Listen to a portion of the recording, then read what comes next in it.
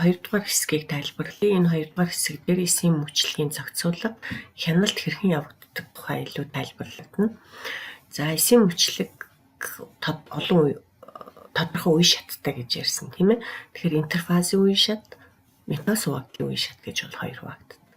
Тэгээд ирэхээр зэрэг эс бол өөрөө дотроо нэг үе шатаас нөгөө үе шат руу шилжихдээ тодорхой хэмжээгээр хянагддаг байна. За ялангуяа G1 үе шатаас S үе шат руу ороход эс репликац болоход хангалттай хэмжээний түүнд оролцдог молекулууд энэ дотор үүссэн байна уу гэдг нь бол зайлшгүй шалгагддаг байна.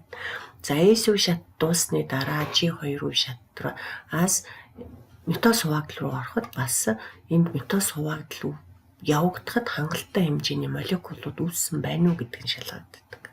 Гэх мэтчлэнгээр метоз хуваагдал дуусахад ч гэсэн за энд бол хангалттай хэмжээний метоз хуваагдал бүрэн хэмжээндээ хүрч зөв хуваагдсан байна уу гэдэг хүртэл шалгагддаг байна. Тэгэхээр эс өөрийнхөө эсийн мөчлөгийн үе шатуудыг байнга хянаж байдаг байна. За эдгээр хяналтын системийг бол чекпоинт буюу хяналтын цэг гэж бол нэрлэдэг. За хяналтын цэг дээр юу хийгдэх вэ гэхэд одоо жишээд нь G1-ээс S үе шат руу ороход эс хангалттай томорчуу. Хангалттай томорсноос гадна эсийн үйл ажиллагаа хийгдэхэд хангалттай нөхцөл бололцоо үүссэн байна уу? Нөхцөл бүрэлдсэн байна уу? За дэнхэ молекулд ямарваа нэгэн эс дотор гэмтэл байна уу гэдгийг зайлшгүй шалгадаг. За мөн дээрээс нь G2-оос хуваагдлын буюу M үе шат руу орох тохиолдолд дэнхэ молекулын реплика зөв явагдчих. Бүгдээрээ явагдчих. Эс хангалттай томорсон уу? За тэгээд энд бол өшөө хуваагдлын үед хангалттай уургууд үүснэ үү гэдг нь бас шалгагддаг байна. Тэгэхээр зэрэг эсийн мөчлөг шалгагдаж байж дараагийн нэг үе шатнаас нөгөө үе шат руу шилжин ордог нь одоо орчин үед бол ойлгомжтой болсон байна. За энэ үе шатаас нөгөө үе шат руу оруулахад юу хянаад идэх юм бэ гэдэг асуудал бол гарч ирдэг. За судлаач эрдэмтчний тайлбарснаар бол орчин үеийн тайлбар бүрэн хэмжээнд бол төгс болсон байгаа. Тэгэхээр энэ дотор бол циклийн болон циклийн хамааралтай киназ гэдэг эдгээр бүлийн уургууд харилцан хоорондоо үйлчилчихэд эсийн нэг мөчлөгөөс нөгөө мөчлөгийн үе шат руу шилжин оруулахад эдгээр молекулууд зохицуулаханд оролцдог юм байна гэдэг нь бол батлагдсан байна. За энэ бол хинопусын үндгээс бол туршилт хийхэд маш нүдэнд их сайн харагддаг учраас хинопусын үндгээс дээр бол туршилт бол хийсэн байгаа. За хинопусын үндгийн эсийг нэг талд нь аваад за нөгөө талд нь бас хяналтын эсүүдийг бол авсан. За ингээд эдгээр эсүүд дээр ямар туршилт хийсэн гэхээр зэрэг хинопусын үндгийн эс дээр яг хуваагдалт байгаа үеийн цитоплазмыг соруулад 50 байгаа үеийн хинопусын үндгийн эс рүү тарьж өгсөн. За нөгөө группэд болохоор зэрэг 50 үндгийн эс дээр 50 байгаа үеийн өөр үндгийн эсийн цитоплазмыг соруулад бас тарьж өгсөн. Тодорхой хугацааны дараа туршилтаа эргээд харахад метоз хуваагдлын үед байгаа цитоплазмыг тарьсан үндгийн эс аль хэдийн цитоплазм руу чиглээд орчихсон, хуваагдлын үе шатанд орчихсон байсан. Харин 50 байгаа үеийн цитоплазмаар тарьсан үндгийн эс маань 50 хэлбэрээр л байжсэн. Тэгэхээр энэ туршилт энгийн туршилтаас юу биднэрт хэлж байгаа, ямар энгийн дүгнэлт гарсан гэхээр зэрэг хуваагдах үед цитоплазм дотор тодорхой хэмжээний шинэ молекул үүсдэг юм байна. Тэр молекул нь эсийн хуваагдлыг өдөөж чадчихна гэдэг ийм дүгнэлтэнд хүрсэн байна. За энэ туршилт ч гэсэн цаашдаа бол батлагдсан. За тэгээд ирэхээр энийг метоз хуваагдлыг өдөөгч эдгээр уургуудыг метоз хуваагдлын үед интерфазын 50 байх үе шатанд хэмжиж үзсэн байна. Ингээд хэмжээд үзэхээр зэрэг метоз хуваагдлын үед асар их хэмжээний богино хугацаанд хамгийн өндөр концентрацаар гарч ирж байжгаад метозын төгсгөлөөс эхлээд багасаад за тэгээд интерфазын үе шатанд MFP фактор гэдэг энэ фактор уурга маань огт байхгүй болчихсон. За дараагийн метоз хуваагдлаар энэ бас концентрац нь ихсээд интерфазын үе шатанд алга болчиход байсан. Тэгэхээр зэрэг интерфазын үеийн цитоплазм дотор энэ уурга огт байхгүй болдго юм байна. Энэ зөвхөн метоз хуваагдлын үед ил гарч ирээд метоз хуваагдлыг өдөөж тэр митоз хуваагдлыг явуулдаг ийм молекул юм байна гэдэг нь бол энэ туршилтаар бол батлагдсан байгаа. За өшөө дээрээс нь циклийн хамааралт киназуудыг хэмжиж үзсэн. Тэгээд ирэхээр митоз хуваагдлын үед MPF фактор өндөр болох тохиолдолд хамгийн өндөр концентрацаараа ирээд митозыг дуусгах үед энэ бас алга болоод за интерфазын үе шатанд айж өдөөгдөн гарч ирж нийлэгжээд за митоз хуваагдлын үед түрүүчтэй адилхан өндөр шатанд ирж байгаа. Тэгэхээр эндээс ямар дүгнэлт хийх үү гэхээр циклийн хамааралтай эдгээр молекул циклинууд бол MPF фактортай хамтарч ажилладаг юм байна гэдэг нь батлагдж байгаа. Митозыг өдөөж дуусгасныхаа дараа энэ митозын үйлдэл ажиллагаа дуусангууд энэ бол эс дотор алга болдог юм байна. Интерфазын үе шатанд циклинууд бол айжмаар өдөөгдөн тодорхой хэмжээгээр нийлэгддэг юм байна гэдэг ийм дүгнэлтэнд хүрч байгаа. За эдгээр хоёр молекулууд хоршин ажилтдаг нь яаж ажилтдаг нь бас тодорхой болж эхэлсэн. Тэгэхээр циклийн хамааралтай циклийн хамааралт киназууд хоорондоо эхлээд холбогддог. Хэдийгээр эдгээр нь холбогдсон ч гэсэн идэвхгүй хэлбэртэй хэвээр байж идэг. За ингээд киназ уургуудын идэвхжүүлэх нөлөөгөөр эдгээр нь одоо фактор уурга MPF уурга маань циклийн хамааралт киназ уурга маань хоёр домен хэсэг дээр фосфорчдаг. За фосфорчсон ч гэсэн энэ бол энэ бүтэц комплекс маань бас өшөө ажиллагаанд ороогүй байдаг. Ингээд эцэст нь фосфатаз уургийн тусламжтайгаар ферментийн тусламжтайгаар нэг домен дээр байгаа фосфорыг бол алддаг. За энэ зөвхөн нэг домен дээр байгаа фосфортойгоо энэ бүрдэл циклийн хамааралт киназын бүрдэл одоо маш идэвхтэй болж ирдэг. Өөрөөр хэлбэл тухайн циклийн эсийн мөчлөгийн үе шатын үйл ажиллагааг удирдах, зохицуулах юм боломжтой молекул болж хувирдаг байна. За нэгэнт циклийн хамааралт киназууд идэвхтэй хэлбэрлүүгээ шилжингүүтээ асар хэмжээний идэвхгүй байгаа фосфатаз ферментүүдийг эргээгээд өдөөж эхэлдэг. Хэдий чинээ фосфатаз эсгэгүүд идэвхтэй байдалд орно, хэдий чинээ идэвхгүй байгаа циклийн хамааралт киназуудыг идэвхтэй байдал руу шилждэг. Ингээд гинжин циклүүд бол үүсэж асар их хэмжээгээр их хэмжээний богинохон цаг хугацаанд их хэмжээний циклийн хамааралт киназууд бүрэлдэн бий болдог. Ийм учраас тухайн үе шатыг бүрэн өдөх үеийн боломжтой зохицуулах боломжтой молекулууд болж хувирдаг байна. За циклийн хамааралт киназууд митоз хуваагдлын үед үүсдэг юм байна. Митозод тохирсон циклийн хамааралт киназууд байдаг юм байна гэдэг нь тодорхой болсон. Тэгээд ирэхээр бусад үе шатуудад яг эдгээр молекулууд үйлчлдэг үү гэдэг. Тэгэхээр зэрэг тодорхой үе шатанд нөлөөлдөг циклийн хамааралт киназын төрлүүд бол ажилтдаг юм байна гэдэг нь тодорхой болцсон байгаа. Тэгэхээр S үе шатанд ажилдаг циклийн хамааралт киназууд хоорондоо идэвхтэй болж ажиллаад S үе шатыг удирдах бий болгож за энэ бүх үйлдэлүүдийг зохицуулж хяндаг байна гэж. За эдгээр нь болохоор дараагийн үе шатанд байна уу гэдгийг бас тодорхойлсон. Тэгээд ирэхээр S үе шатанд оролцоход S үе шатны дараа бол эдгээр нь одоо бүгднийг задлагдаг S дотор бол байхгүй болдго юм байна.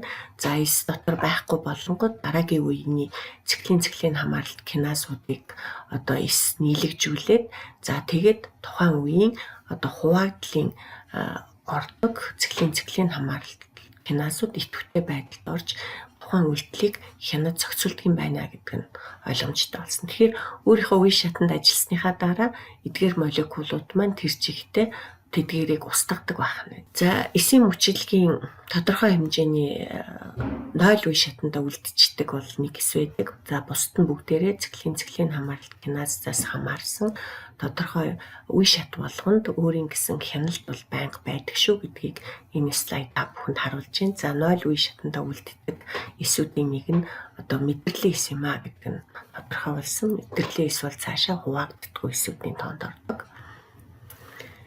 За дээгүүр нь бол эсийн мөчлөгийн үе шатууд бол зурагдсан байна. Эсийн мөчлөгийн үе шатуудын үед бол ийм их олон асуултанд бодол хариулагдах циклийн хамааралт киназуудаар өдөртөж явдаг механизмуудыг эсийн хяналтын механизмуудыг энэ дээр бол дурдсан байна. За одоо энэ дээр эсийн гаднах орчин зөв байна уу? Эс хэмжээгээрээ томорч уу? ДНХ молекул гэмтэлтэй байна уу? Хэрвээ гэмтэлтэй бол энэ дээр нь зогсоод гэмтлийг засах одоо механизмууд ажиллах ийм цаг хугацаа бол 9 мөчлөгийг бол тэрэнд нь зогсоож байдаг. За ингээд дараагийнхаа үе шат руу одоо бүрэн орох боломжтой гэдгийг бол энэ дээр харуулж байна. За өшөө дээрээс нь энэ S үе шатанд репликат зөв явагдаж юу, эсийн хэмжээ томорч гэнэ үү, ямарваа нэгэн гэмтэл байна уу, хромосом 2 тийшээ хуваагдахад бэлэн болж гэнэ үү гэх мэтчлэнгээр эсийн одоо шалгах цэгүүд дээр шалгах механизмууд бол ажилтдаг юм а гэдгийг энэ схем харуулж байна. За лекцийн төгсгөлд бас нэг өшөө ойлголтуудыг өгнө. За энэ дээр бол сарвууны байдлыг харуулж байна. Ихэнх үеийн хүүхдээр бол энэ асар их салстууд хоорондоо холбоотой байгааг харагдж байна. Тэгэхээр маань дандаа амьд эсээс тогтсон. За дараа үед бол сарвуу бол бүрэн гүйцэд бол тод бол харагдж байна. Гэхдээ сарвуу бүтээжсэн эдгээр салстууд хаажиж юу? Энд байсан амьд эсүүд бол хаажиж юу гэдэг асуулт гарч ирдэг. За мөн биологоос бол харагддаг тийм ээ.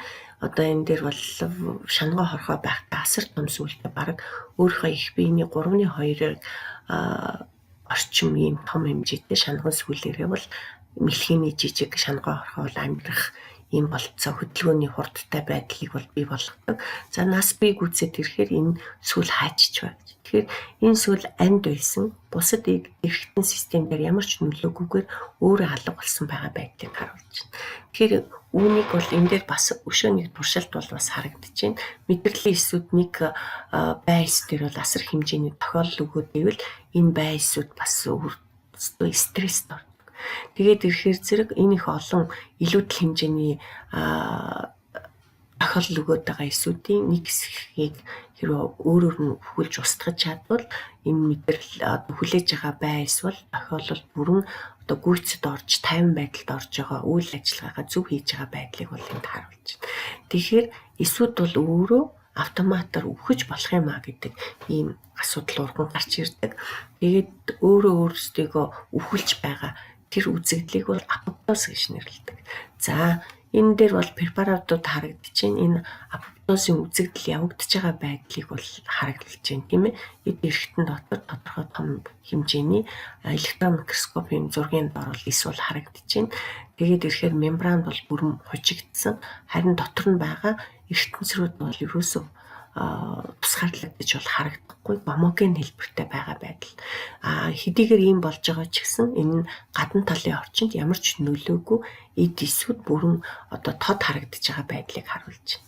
За энэ дээр ч гэсэн тодорхой хэмжээний гомоген байдал руу орж байгаа эсийн мембран бол ерөөсөө ямарваа нэгэн гэмтэл аваагүй бүх зүйл дотроо хадгалагдаж байгаа байдлыг харуулж байна.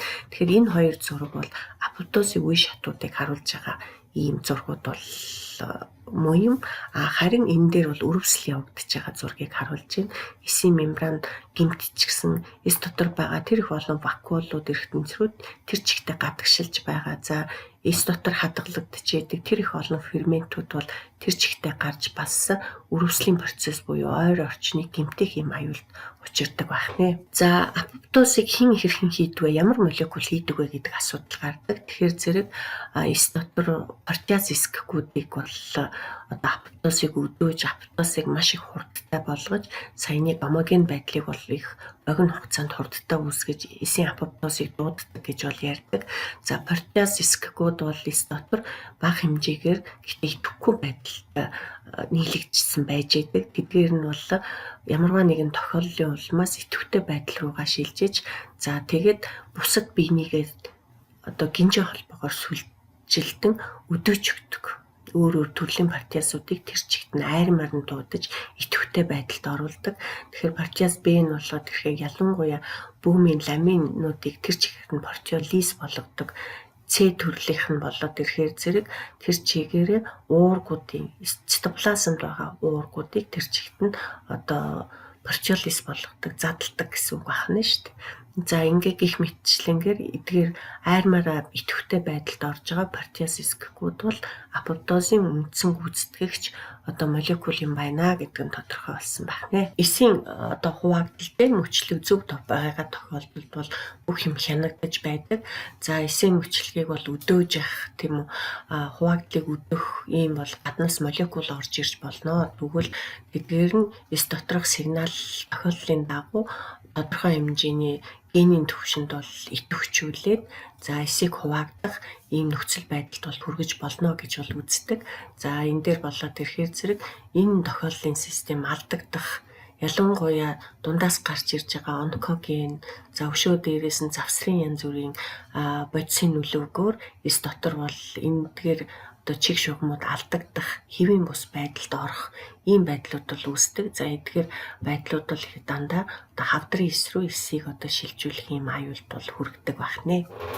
Тийм учраас эсийн хяналтын мөчлөгийн хяналт алдагдах тохиолдолд энэ бол дандаа хавдрын эс рүү одоо тэнцвэрт байдалд алдагдаж шилжих ийм аюул бол үүсдэг байна. За үүгээр лекцэд өгсгий. Анхаарал тавьсанд баярлалаа.